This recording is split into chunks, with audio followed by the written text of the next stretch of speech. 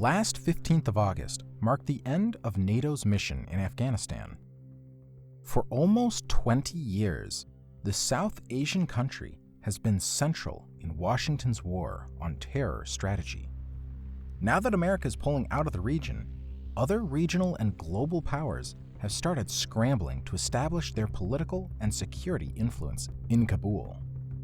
Major powers like China, India, and Russia, but also smaller regional powers like Iran, Pakistan, Turkey, and Qatar have pushed for establishing a closer relationship with the students' government. Nothing new under the sun. Historically speaking, the South Asian country has been at the center of global powers competition. First, the British Empire against Tsarist Russia, then Nazi Germany against British India and Soviet Central Asia, and finally, the Cold War conflict between Washington and Moscow. During the 1980 State of the Union, President Carter described as, "But now the Soviet Union has taken a radical and an aggressive new step. It's using its great military power against a relatively defenseless nation. The implications of the Soviet invasion of Afghanistan could pose the most serious threat to the peace since the Second World War." But what is Afghanistan's major source of interest propelling global powers' competition in the region? First things first, geography. Afghanistan is about the size of Texas and almost twice the size of Germany.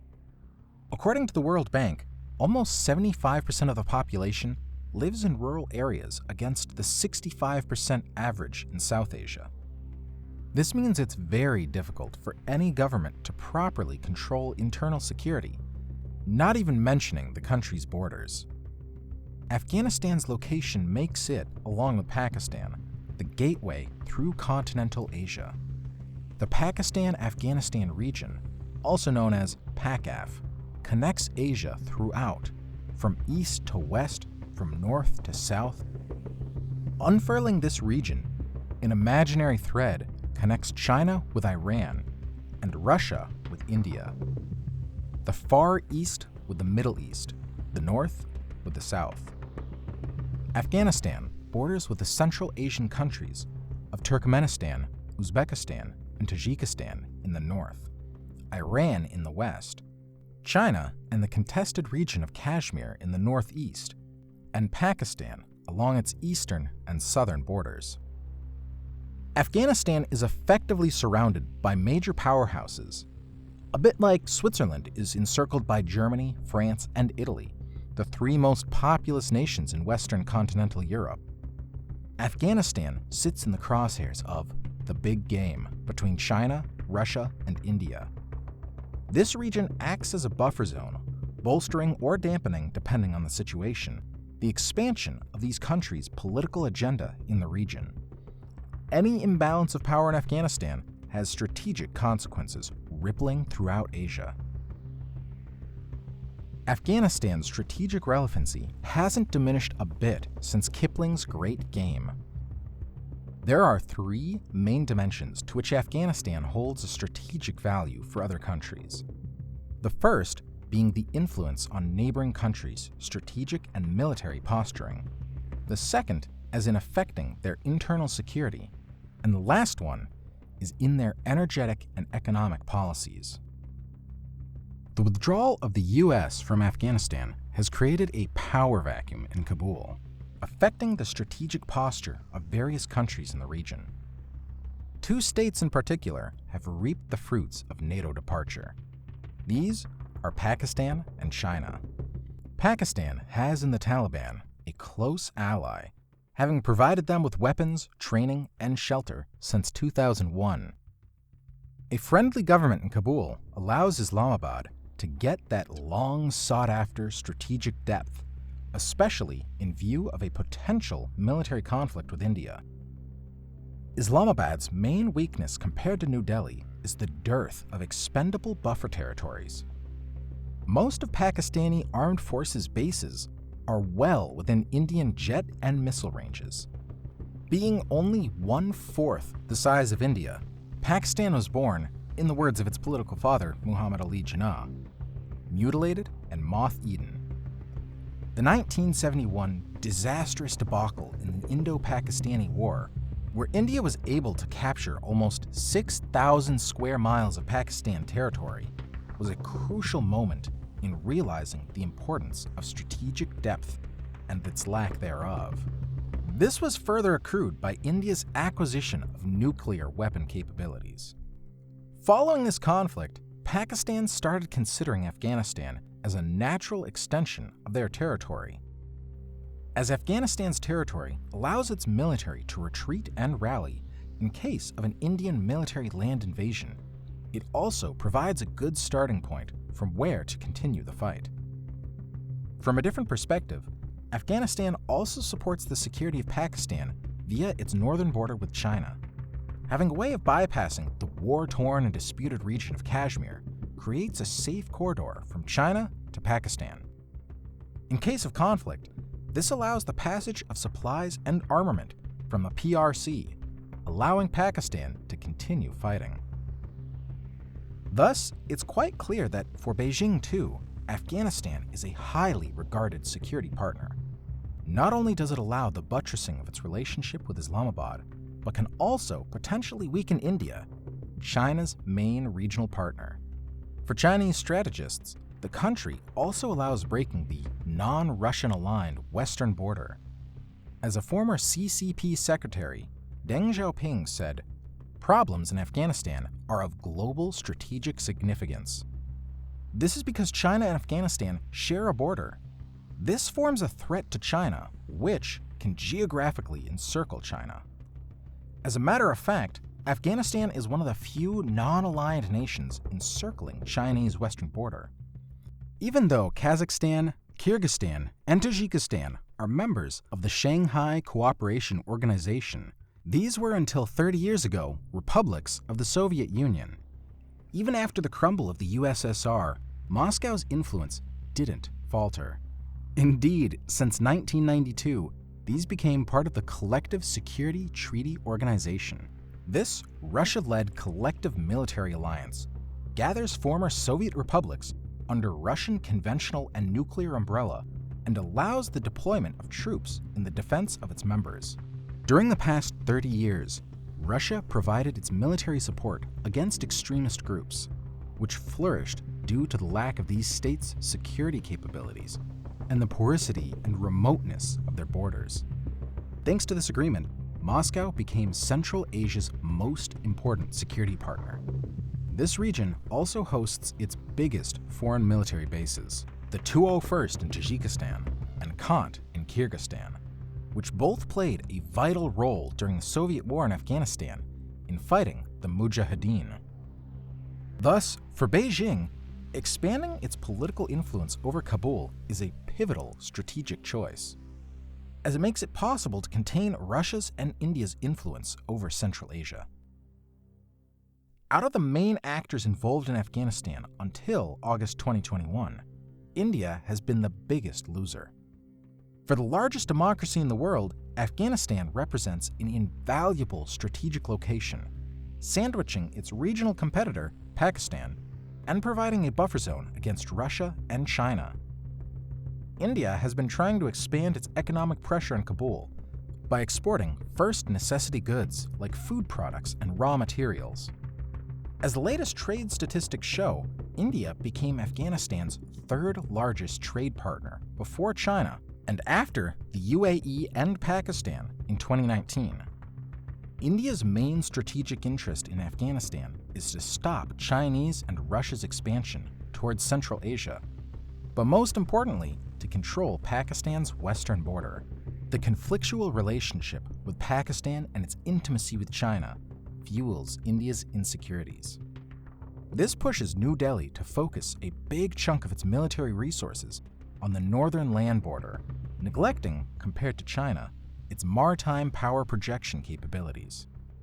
If India can get on good terms with Kabul government, she can also ease some pressure from its land border with Pakistan. Strategically speaking, it is in Beijing's commander's best interests to have India completely focusing on its northern land border. This makes it easier for China to better control its regional adversary. For China, it is essential to secure the Indo-Pacific area, and, in particular, the region extending from the Strait of Malacca to the Persian Gulf and Suez Channel. India holds an incredible position in not only controlling the Indian Ocean, but also, through the Nicobar and Andaman archipelagos, the access to the Malacca Strait, China's main security and energetic weak point. Afghanistan is also closely related to the emergence of extremist Islamist terrorism. For the last 5 decades, through Afghanistan, have been trained and took sanctuary countless foreign fighters and terrorists. The most poignant and widely known example is most probably Al-Qaeda, which was based in the country like other terrorist groups. The main reason why the US invaded Afghanistan is because of 9/11. But that same war on terror reason prompted China and Russia too in securing strong security relations with Kabul. The porous borders in Central Asia have let many terrorists who trained and got weapons in Afghanistan in and out of China and Russia. The 90-kilometer-long border links Afghanistan with Xinjiang, a Chinese province home to the Uyghur ethnic group. These are not only for the majority Muslims, but also speak, or perhaps better said they used to, a different language than Mandarin, closer to Uzbek and Turkish. Political and economic grievances between Beijing and Xinjiang caused the bloodiest public violence crackdown since the 1989 Tiananmen Square protests. When, in 2009, a Uyghur anti-racial demonstration in Urumqi, Xinjiang's capital, was brutally suppressed with hundreds of casualties. This latent tensions kindled the birth of the East Turkestan Islamic Movement, also known as ETIM, an extremist and separatist movement related to a series of deadly terrorist attacks in Shanghai and Kunming in 2008 and 2014, causing the deaths of tens of people. Therefore, for Beijing's leaders, Kabul can be a key partner in ensuring Xinjiang's security. In 2012, the Chinese Communist Party singled out the 3 main threats to Chinese security, known as the Evil Three. These are separatism, extremism, and terrorism. Not by chance, Xinjiang ticked the boxes of all 3. In 2002, Chinese government report showed the link between Xinjiang terrorism and Afghanistan. In this document, it was presented how ETIM received weapons, funds, and training from the Taliban and Al-Qaeda in Afghanistan. These groups' militants have been able to take advantage of the porous borders between China, Pakistan, and Afghanistan, getting sanctuary and shelter in the remote regions close to the borders. For China, expanding its political influence over the Taliban means enforcing a tighter control over Xinjiang. Controlling the 2 sides of the border help curbing the passage of people, weapons, and even propaganda, further isolating the Uyghur population. For Russia, instead, Afghanistan represents the key to South Asia and the Middle East, as much as Crimea symbolizes Russian entry into the Black Mediterranean seas. Afghanistan is also quite essential in securing the region and stabilizing the porous borders that can potentially let extremist individuals into Russia. Moscow has already experienced, in the past, destructive terrorist attacks that caused bloodsheds into the country. During the Second Chechen conflict, Islamist extreme groups took action inside of Russia's territory. The attacks escalated into the Moscow theater hostage crisis in 2002 that brought the death of more than 170 people. Afghani and Pakistani foreign fighters fought beside Chechen resistance and Chechen leading figures who were also trained in the 2 South Asian countries. Shamil Basayev is a case in point of this. The leader of one of the 2 deadliest Chechen terrorist groups was trained in Afghanistan and adopted and put into place the tactics learned there.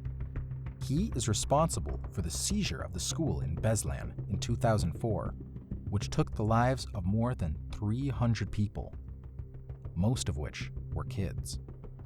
The Moscow Theater and the Beslan school attacks epitomize for Russia what 9/11 stands for the US. The unprecedented scale of violence inside Russia's heart instilled the fear of those attacks happening again. Thus, bringing under control Afghanistan is fundamental for Russia in guaranteeing its own security. Although the new Taliban government pledged to make their country a safer place than it was under democratic regime, they failed in delivering that. A new attack on Kandahar Mosque took the lives of dozens. The fact that the Taliban were not able to control the security of one of Afghanistan's most populous cities hint to their incapability of enforcing tighter border controls, thus hindering the flow of terrorist and weapons.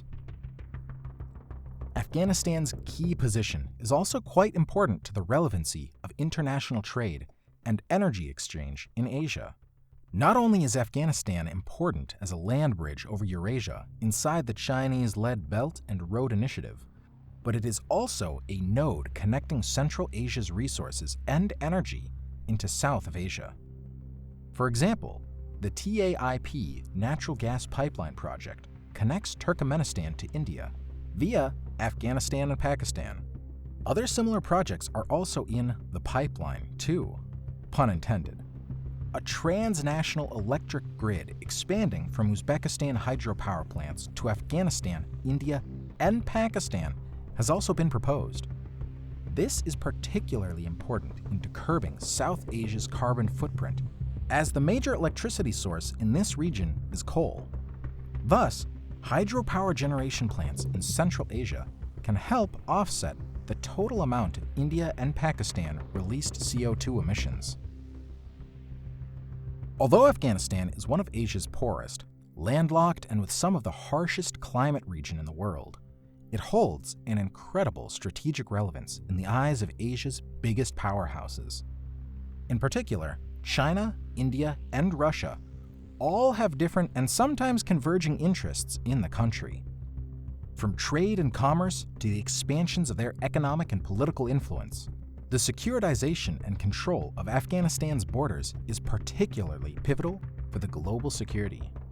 Afghanistan is important and will still be in the foreseeable future.